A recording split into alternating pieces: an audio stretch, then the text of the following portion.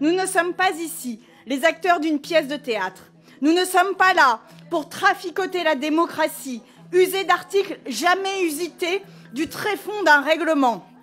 Nous ne sommes pas là pour mettre à mal toute la jurisprudence de notre Assemblée ou jouer au bonneteau en changeant en dernière minute, dans la nuit, les députés de cette commission pour y mettre de bons petits soldats qui lèveront la main lorsqu'on leur demandera.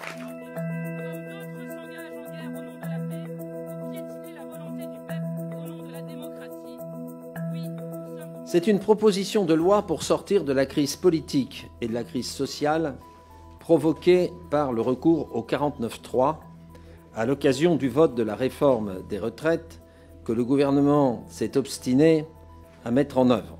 Puisqu'il est devenu à la mode de redécouvrir notre Constitution à l'occasion du recours à un certain nombre de ses articles, qu'il s'agit de l'article 49 alinéa 3, de l'article 44 alinéa 3, plus connu sous le nom de vote bloqué, de l'article 47.1 ou encore de l'article 40, je voulais en citer un qui a curieusement disparu des débats. L'article 24. Le Parlement vote la loi. C'est simple.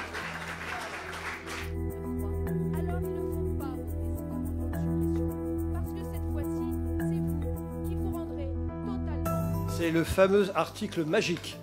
Cet article abracadabra qui va faire passer l'âge de 64 à 62 pour rien parce qu'on suppose qu'un article 2 trouverait une solution miraculeuse que personne n'a trouvée jusqu'ici de financement. Je rappelle que si l'on passe de 64 à 62 ans en pratique, cela signifie que la pension moyenne pour un Français baissera de 900 € par an. Tout le monde sait dans cette salle que jamais cette proposition ne sera votée au Sénat. Tout le monde sait dans cette salle que cette proposition est inconstitutionnelle. Les charges induites par l'article 1er de ce texte s'élèvent à 18 milliards d'euros par an. Le président de la Commission des finances doit être le garant de l'article 40. Or, il ne s'est pas comporté comme le gardien de l'ordre constitutionnel qu'il doit être, mais comme un militant politique. Vous le savez, mes chers collègues, et le président de la Commission des finances, Éric Coquerel, ne cesse de le rappeler fort justement. Cet article 40, qui vise à retoquer des propositions de loi au motif qu'elles engagent de nouvelles dépenses, n'est d'ordinaire pas utilisé pour les propositions de loi. Et d'ailleurs, celle sur le bien vieillir, déposée par les macronistes, par le groupe Renaissance, coûtait 8 milliards d'euros et elle n'a pas été retoquée. Alors, faut-il nous habituer, mes chers collègues, à voir les droits des oppositions bafoués, le vote de notre Assemblée contourné?